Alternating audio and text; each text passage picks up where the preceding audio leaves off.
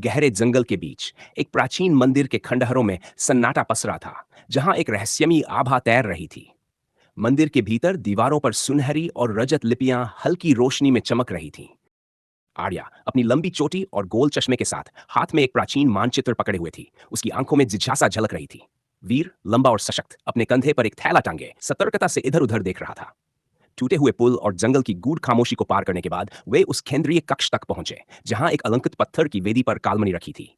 वह रत्न एक जादुई नीली और बैंगनी रोशनी बिखेर रहा था, जैसे समय खुद उसमें सिमट गया हो। जैसे ही आर्या का हाथ उस रत्न के करीब पहुंचा, मंदिर की जमीन कांपने लगी, पत्थरों से धूल झड़ने लगी, और तभी अंधेरे से एक छाया प्रकट हुई। एक रक्षक, प्राचीन कवच से सजा हुआ, जिसकी आंखें तेज रोशनी से चमक रही थीं, और उसके चारों ओर एक रहस्यमयी आभा मंडरा रही थी।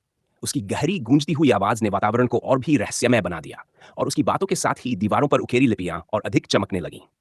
आर्या और वीर ने एक दूसरे को दृढ़ मगर चिंतित नजरों से देखा। कालमणि उनके बीच दमक रही थी, और मंदिर की दीवारों में कंपन हो रहा था, जैसे एक अग्नि परीक्षा उनका इंतजार कर रही हो। क्या वे यहाँ रास्ता ढूंढ पाएंगे? जानने के लिए बने रहिए। और हाँ, लाइक और सब्सक्राइब करना न भूलें।